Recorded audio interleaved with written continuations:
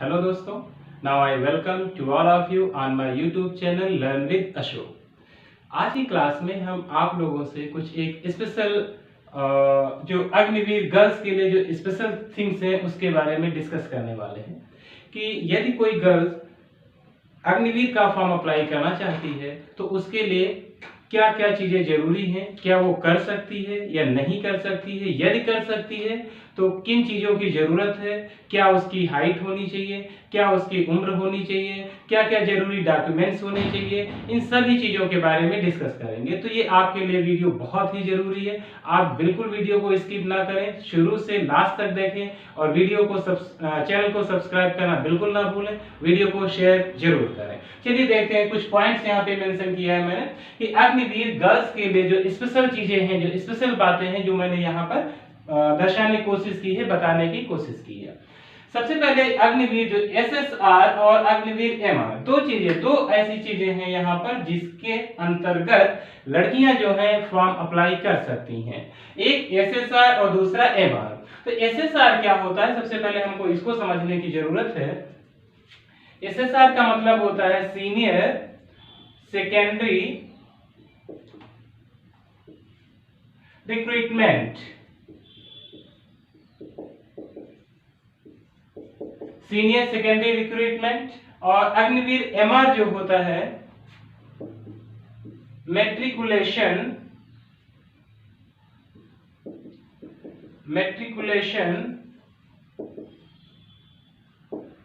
Recruitment.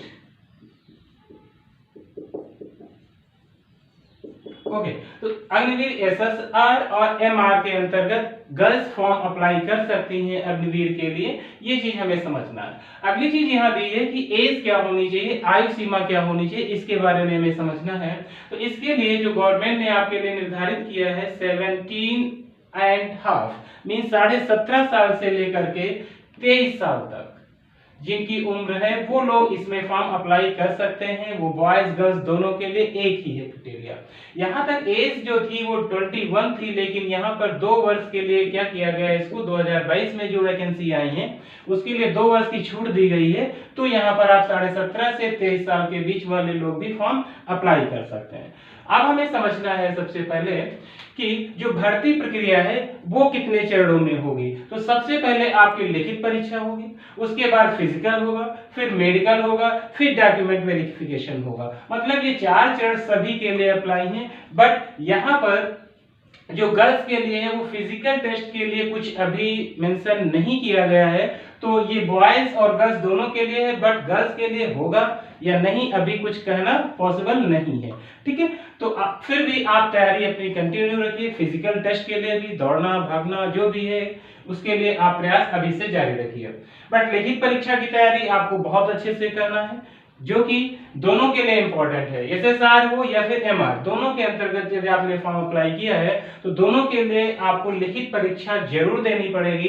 तो इसकी तैयारी आपको बहुत अच्छे से करना। एक इंफॉर्मेशन और यहाँ पे दे दें, लिखित परीक्षा से जुड़ी हुई जो स्पेशली इंग्लिश का जो सिलेबस है आपका, उसका मेरे YouTube channel learn with Ashok पे आप डेली एक वीडियो के माध्यम से आप इंग्लिश को कंप्लीटली तैयार कर सकते हैं। इसीलिए मेरा चैनल जरूर सब्सक्राइब कर लीजिए और वीडियो अपने दोस्तों को भी शेयर करें ताकि वो भी इसका फायदा उठा सकें। ओके, चलिए आगे बात करते हैं एसएसआर की लिखित परीक्षा के बारे में। यहाँ पे आप समझिएगा कि भर्ती प्रक्रिया आपकी सबसे पहले लिखित परीक्षा, फिर मेडिकल, फिजिकल, फिर मेडिकल, फिर डॉक्यूमेंट वेरिफिकेशन के माध्यम से होनी है।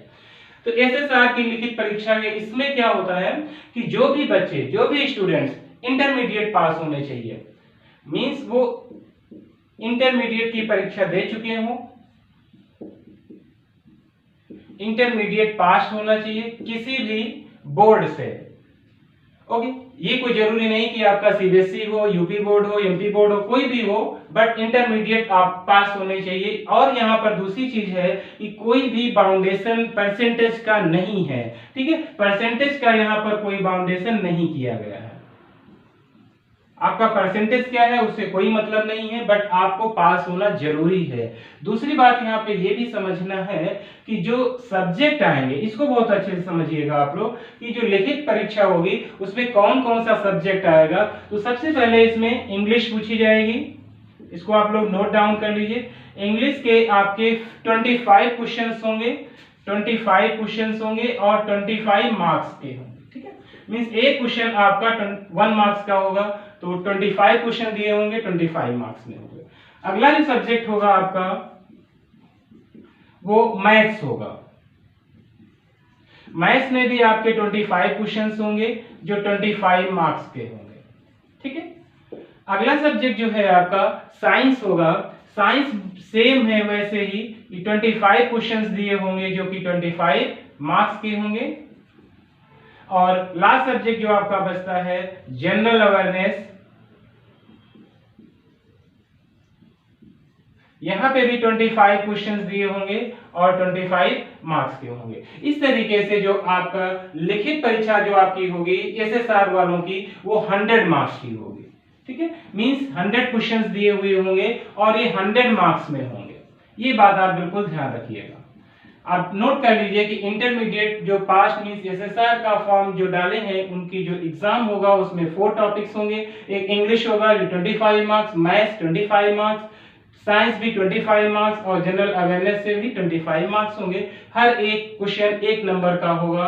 टोटल 100 क्वेश्चंस होंगे जो 100 मार्क्स के होंगे। इसमें आपको ये भी ध्यान रखना होगा कि नेगेटिव मार्किंग भी है। यहां पर आपको 1/4 नेगेटिव मार्किंग रहेगी, 1/4 आपका नेगेटिव मार्किंग रहेगी। तो इसलिए आपको बहुत ही होशियारी से क्वेश्चंस करने होंगे। यदि आपका एक क्वेश्चन रॉन्ग होता है तो ये भी आपको ध्यान रखना होगा कि कहीं से भी आपसे कोई गलती नहीं होनी चाहिए। यदि आपको क्वेश्चन नहीं आता है तो आप उसको लेफ्ट कर दें, ठीक है। चलिए अब बढ़ते हैं एमआर की लिखित परीक्षा के बारे में। देखिए यहाँ पे हम एसएसआर की बात कर रहे थे, यहाँ एमआर की बात करेंगे कि लिखित परीक्षा जो यहाँ पे होगी, यहाँ पे जो भी फॉर्म डालेंगे वो 10th पास होने चाहिए। किसी भी मान्यता प्राप्त बोर्ड से 10th पास आउट होना चाहिए, तभी आप एमआर के लिए अप्लाई कर पाएंगे, ठीक है। ये जो आपका क्वेश्चन होगा, क्वेश्चन पेपर होगा, वो 50 मार्क्स का होगा, ये ध्यान रखिएगा। ये आपका 50 मार्क्स का होगा। यहाँ पे आपका 100 मार्क्स का था, यहाँ पे आपका केवल 50 मार्क्स का होगा। यहाँ पर आपके 2 सब्जेक्ट्स होंगे। पहला जो होगा, पहले में जो 25 मार्क्स का होगा, इसमें मैथ और साइंस दोनों होंगे। मैथ्स साइंस, यहाँ मैथ्स और साइंस से रिलेटेड क्वेश्चन पूछे जाएंगे जो कि 25 मार्क्स के होंगे। 25 क्वेश्चंस होंगे, 25 मार्क्स के होंगे। 25 क्वेश्चंस पूछे जाएंगे जो कि कितने होंगे, 25 मार्क्स के होंगे। ये आप ध्यान रखिएगा कि मैथ और साइंस दोनों मिला करके 25 क्वेश्चंस दिए होंगे और 25 मार्क्स में भी दिए हुए होंगे। अगला जो है आपका जनरल अवेयरनेस होगा।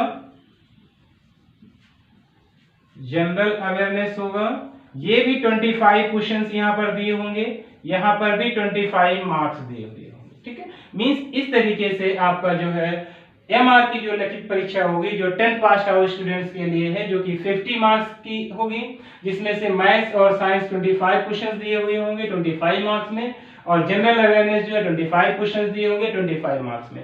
यहाँ पे भी आपको एक बात ध्यान रखना होगा कि यहाँ पर भी 1/4 नेगेटिव मार्किंग रहेगी, ठीक है।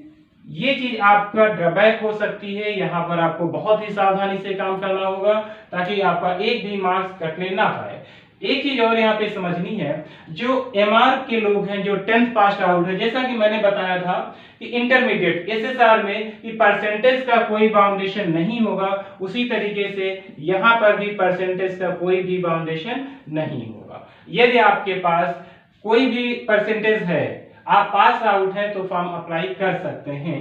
एक चीज यहाँ पे और समझना होगा, एसएसआर में जब मैं बात कर रहा था कि परसेंटेज बाउंडेशन नहीं होगा 100%, यहाँ पर एक चीज और आप नोट कर लीजिएगा कि आपके पास यदि आपने एसएसआर का फॉर्म आप डालना चाहते हैं या चाहती हैं, गर्ल्स के लिए स्पेशली तो चाहती हैं, तो इसमें आपका जो सब्जेक्ट है वो इंटरमीडिएट में मैथ्स होना चाहिए, या फिर फिजिक्स होना चाहिए, या फिर केमिस्ट्री होना चाहिए, या फिर बायो होना चाहिए, या फिर कंप्यूटर होना चाहिए, ETC मतलब इन सब्जेक्ट में से कोई भी यदि एक सब्जेक्ट आपके पास है इंटरमीडिएट में तो आप SSR के अंतर्गत फॉर्म अप्लाई कर सकती हैं। ठीक है, ये आपको ध्यान रखना होगा सब्जेक्ट्स को लेकर के। परसेंटेज बाउंडेशन यहाँ भी नहीं है, यहाँ पे भी नहीं है। यहाँ 100 मार्क्स का आपका क्वेश्चन पेपर होगा, यहाँ पर 100 English, maths, science, general awareness 25 marks में, यहाँ पर 50 मार्क्स का होगा। यहाँ केवल मैथ्स और साइंस 25 क्वेश्चंस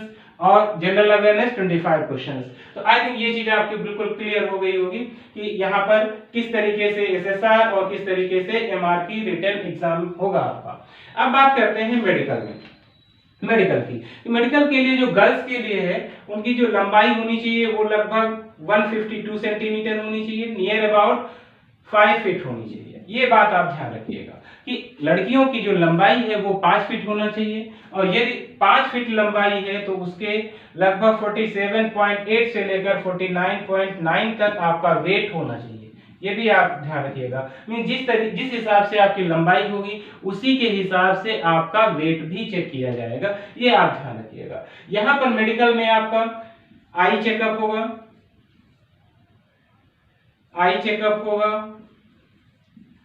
ईयर चेकअप होगा, ठीक है, ब्लड टेस्ट होगा, फीट टेस्ट होगा, ठीक है, नी टेस्ट होगा, नी चेकअप होगा। तो ये आप चीजों, ये जो मेडिकल के अंतर्गत देखा जाएगा वो आई चेकअप करेंगे, ear, blood test, feet test, जो आप पैर चलते हैं कहीं आपका पैर तिरछा तो नहीं है, नी टेस्ट होगा, नी चेकअप होगा कि आपका दौड़ते समय रगड़ता तो नहीं है आपस में। तो ये सारे टेस्ट आपके लिए जाएंगे मेडिकल में, ये सब चीजें आपकी देखी जाएंगी। तो इसके लिए भी आपको फिट होना बहुत जरूरी है, अदरवाइज यदि आप मेडिकल में अनफिट हो जाते हैं तब भी आपको नहीं लिया जाएगा। ओके, चलिए अब बात कर लेते हैं लास्ट में हम लोग डॉक्यूमेंट क्या क्या लगेंगे। तो इसके लिए जो सबसे इंपॉर्टेंट चीजें हैं वो मैं यहाँ पर कुछ मेंशन कर रहा हूँ, जिसमें आपको एडमिट कार्ड रखना होगा, एडमिट कार्ड जो आपको मिलता है। दूसरा, आधार कार्ड आपके पास होना चाहिए, आधार कार्ड होना चाहिए, और कास्ट सर्टिफिकेट होना चाहिए। यदि आप जनरल हैं तो आपको कास्ट सर्टिफिकेट की नीड नहीं है, ठीक है, कास्ट सर्टिफिकेट होना चाहिए। और आपका यहाँ पर निवास प्रमाण पत्र भी होना चाहिए, निवास प्रमाण पत्र होना चाहिए, ठीक है। और आपके पास वैक्सीनेशन सर्टिफिकेट होना चाहिए, वैक्सीनेशन सर्टिफिकेट होना चाहिए। और जो है आपके पास पुलिस वेरिफिकेशन भी होना चाहिए, पुलिस वेरिफिकेशन सर्टिफिकेट होना चाहिए, ठीक है। और जो सबसे इंपॉर्टेंट चीज है कि 10th 12th की मार्कशीट